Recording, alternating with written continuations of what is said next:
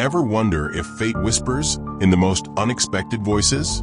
The Park Cafe, a stage for the city's elite, a symphony of clinking glasses and hushed deals, a place where fortunes were made and broken. But on this ordinary afternoon, something extraordinary was about to unfold. We're in a world of luxury, where the aroma of freshly baked bread mingles with the scent of privilege. At the heart of this scene sat Bernard Green, a name synonymous with power, a titan who built his empire from the ground up. But beneath the sharp suit and gold-rimmed glasses, did he suspect the shadows lurking close by? At 72, Bernard carried the weight of his success, every glance measured, every word calculated. But across from him sat Marissa, his much younger wife, a vision seemingly sculpted from a magazine page. Was her jet black hair, her flawless makeup a mask? Did the diamonds on her wrist truly reflect happiness, or just a carefully curated image? Her eyes, fixed on her phone, betrayed a secret restlessness, a disconnect that even money couldn't bridge. Just beyond the manicured patio, a silent observer lingered. Malik, a wisp of a boy lost in the city's underbelly. His oversized hoodie concealed a fragile frame, but his dark eyes missed nothing. He knew the language of discarded scraps, the desperation hidden behind closed doors. As Bernard checked his watch, a familiar tension filled the air. "You're distracted again," he murmured, the words holding a hidden sting. Marissa's smile, practiced and cold, didn't fool anyone as she insisted, "I'm right here." Malik's world was one of empty stomachs and watchful eyes. His gaze settled on Bernard's pristine bowl of soup. But then a flicker of movement.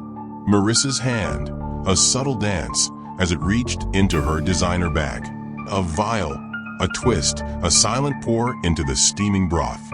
What was it? Malik's breath hitched. Could something so sinister hide behind such polished beauty? Had he just witnessed something that would shatter everything? The woman's low words reached Malik's ears, sending a chill down his spine. "After all the trouble I've gone through, you won't ruin this now." Malik froze, unsure of what he had just witnessed. His heart pounded in his chest as he crouched lower behind the railing. He clenched his fists as nails digging into his palms, and it was only him who noticed. But his eyes remained fixed on the couple. His instinct screamed at him to walk away. Why get involved? Bernard, oblivious, prepared to take a bite. The weight of the decision crashed down on Malik. He fought the urge to disappear, to blend back into the shadows where no one noticed him. He took a step forward, his voice breaking through the cafe's idyllic bubble. "Don't eat that." The words ripped through the air. Every head turned. The clatter of silverware against china became a deafening roar. The question was not whether his warning would be accepted, but whether he could put his life in danger to save someone. Marissa's mask shattered. "What did you just say?" Her voice, a shard of ice, threatened to cut through him. But Malik stood firm, his voice trembling but loud enough for everyone to hear that she put something in your food. I saw her, don't eat it. The scene had transformed from a picture of refinement to a theater of accusation. Bernard, a lifetime of calculated risks behind him, now faced a choice that defied calculation. "Marissa, what's he talking about?" His voice, calm but laced with steel, demanded the truth. The boy didn't falter, and he said, "I saw her. She poured something into your soup when you weren't looking." There was silence across the cafe. But would Bernard choose to believe the words of a street boy? The air thickened with unspoken fears, and his face bore the marks of a man used to people playing games with him, trying to take advantage of his wealth. But this was different. Malik, a face etched with honesty and a hint of desperation, pleaded with him. "Please don't eat it," he said, his voice soft but insistent. The patrons started murmuring, and their eyes darting between the three of them. Whispers floated through the air. The world held its breath, waiting for the inevitable explosion. A moment later, sirens grew louder, and soon 2 police officers entered the cafe. The room seemed to shrink as they approached the table, their hands resting on their belts. "What's going on here?" In short, Marissa spoke her venom. The cafe erupted in gasps, some patrons pulling out their phones to record the scene. His face went pale as the weight of her confession hit him like a truck. Bernard sank back into his chair, his hand trembling as he pushed the soup away. A new chapter was just beginning, and his eyes now steady. Malik hadn't just saved his life. So he gestured to the seat across from him and he said, "Sit." A quiet gesture, but it spoke volumes. Would Malik be able to accept his help? Bernard and Malik were speaking.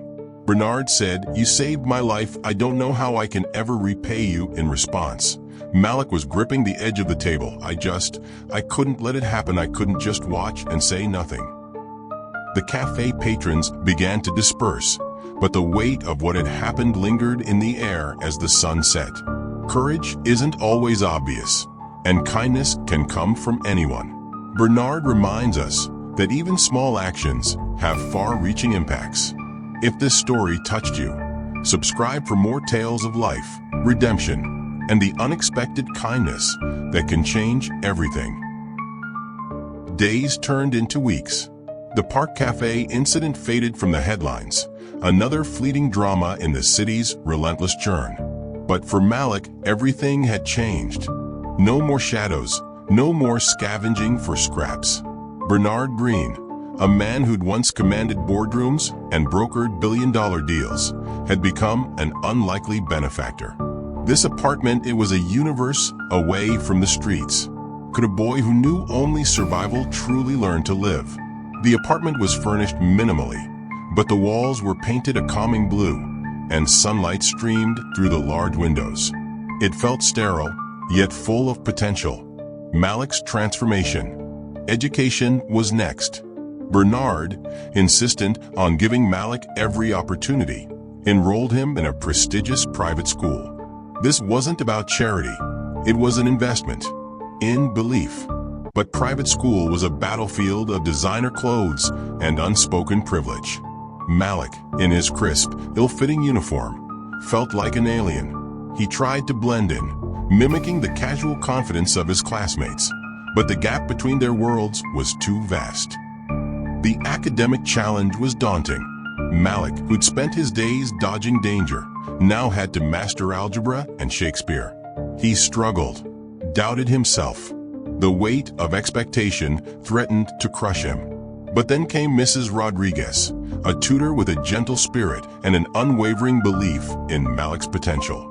She saw past the street-toughened exterior, recognizing the bright mind hidden beneath. Bernard, too, made an effort to bridge the gap. He visited the apartment, bringing books, sharing stories of his own humble beginnings.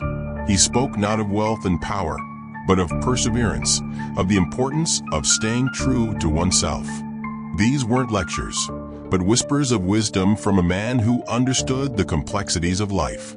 He saw that his relationship was not just to feed and nurture Malik, but to teach him how to swim. But the past rarely stays buried. Marissa's family, enraged by her arrest and the public humiliation, refused to let Malik be.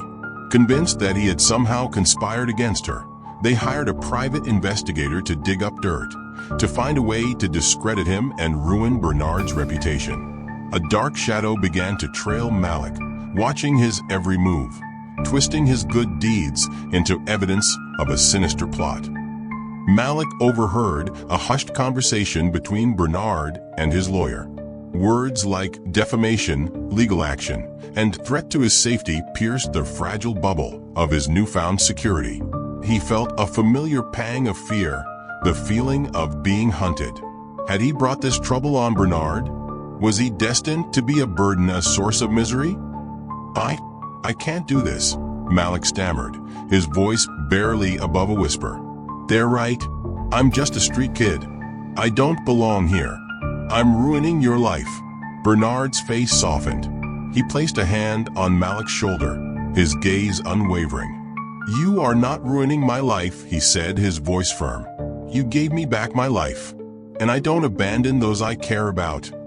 But Bernard's unwavering support came at a cost. At Green Enterprises, whispers turned into open rebellion. The board, concerned about the negative publicity and the potential damage to the company's reputation, pressured Bernard to cut ties with Malik. They saw him as a liability, a dangerous distraction. "I built this company from nothing," Bernard thundered, his voice echoing through the boardroom. "I remember what it's like to be hungry, to be alone, to be written off. I will not abandon this boy. He has more integrity in his little finger than all of you combined." His words hung in the air, a declaration of principle that shook the foundations of his empire. He felt, somehow, that protecting this young boy was the only way to keep alive the spirit that had brought him success to begin with. Malik, who had secretly installed a hidden camera in the boardroom, a skill he'd learned on the streets, watched the scene unfold on his laptop. Tears streamed down his face. He'd never known such loyalty, such unwavering belief. It gave him a surge of determination, a resolve to prove himself worthy of Bernard's trust. Malik threw himself into his studies with renewed vigor.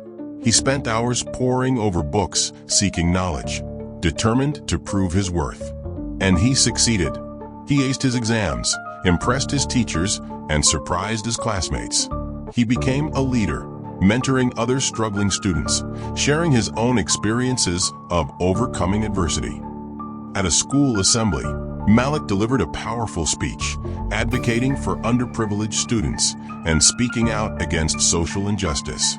He spoke with passion and conviction, his words echoing the anger and frustration felt by so many marginalized communities in the wake of new, restrictive government policies. It was a brave act of defiance, a challenge to the status quo that resonated deeply with his peers. The current policy was related to Trump's immigration policy. At a school assembly, Malik delivered a powerful speech, advocating for underprivileged students and speaking out against social injustice. He spoke with passion and conviction, his words echoing the anger and frustration felt by so many marginalized communities in the wake of new, restrictive government policies. It was a brave act of defiance, a challenge to the status quo that resonated deeply with his peers. The current policy was related to Trump's immigration policy. The speech went viral. News outlets picked up the story, praising Malik's courage and his commitment to social justice. But Marissa's family saw an opportunity. They leaked damaging information about his past, twisting his words, painting him as a radical agitator. The attacks were relentless, designed to destroy his reputation and undermine Bernard's credibility. Malik became the target of online hate. Anonymous trolls flooded his social media accounts with insults and threats. He became withdrawn, isolated, haunted by the fear that he was putting Bernard in danger. Bernard, seeing Malik's distress, refused to let him give up. He reminded him of his own strength, of the importance of standing up for what he believed in, even when it was difficult. He told him that silence was complicity, that allowing bullies to win only emboldened them. "Don't let them steal your voice, Malik," he said, his eyes filled with fierce determination. "You have a story to tell, and the world needs to hear it." Inspired by Bernard's words, Malik decided to fight back. He started a blog, sharing his experiences of homelessness, of overcoming adversity, of finding hope in the darkest of times. He wrote with raw honesty and vulnerability, connecting with readers from all walks of life. The blog became a phenomenon, a platform for marginalized voices, a beacon of hope in a world filled with division. Malik organized a peaceful protest against discriminatory policies, bringing together thousands of people from diverse backgrounds. It was a powerful display of unity, a testament to the transformative power of hope. But Marissa's family was determined to silence him. They hired provocateurs to infiltrate the protest, instigating violence, creating chaos. Malik was falsely accused of inciting the riot, the media twisting the narrative to portray him as a dangerous criminal. Malik was arrested and faced serious charges. Bernard hired a top lawyer to defend him, but the evidence was stacked against him. The media frenzy intensified, painting Malik as a villain, a symbol of everything that was wrong with the world. Bernard visited Malik in jail, his face etched with worry. "I will get you out of here," he vowed, his voice filled with unwavering determination. "I promise you, Malik, I will clear your name and bring you home." The lawyer, working tirelessly, discovered a hidden camera recording that proved Malik's innocence and exposed Marissa's family's plot to frame him. The evidence was irrefutable, a smoking gun that shattered the prosecution's case. Malik was exonerated and released from jail. He emerged into the sunlight, greeted by a cheering crowd of supporters. The media, now forced to acknowledge the truth, hailed him as a hero, a symbol of resilience and hope. Marissa's family faced legal consequences for their actions. Their reputation tarnished, their wealth diminished. Marissa, in prison, was consumed by regret and remorse. She realized the depth of her mistakes, the devastating consequences of her ambition and hatred.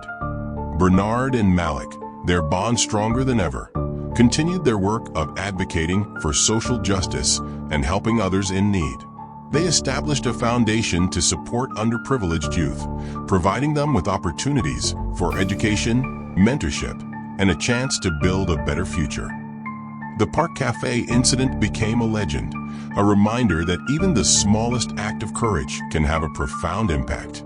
Malik, the boy who had once lived in the shadows, became a beacon of hope, a testament to the transformative power of kindness, resilience, and the unwavering belief in the potential of every human being. They had faced adversity, overcome hatred, and emerged stronger, more determined than ever to make the world a better place. Their story was a reminder that even in the darkest of times, seeds of hope can bloom, transforming lives and inspiring generations to come. It proved the importance of standing tall in the face of adversity. What did you think of Malik's incredible journey? Have you ever witnessed injustice and felt powerless to act? Share your thoughts and experiences in the comments below. Don't forget to subscribe for more stories of courage, truth, and redemption. Give us a like if this made you think differently, and share this video to inspire others.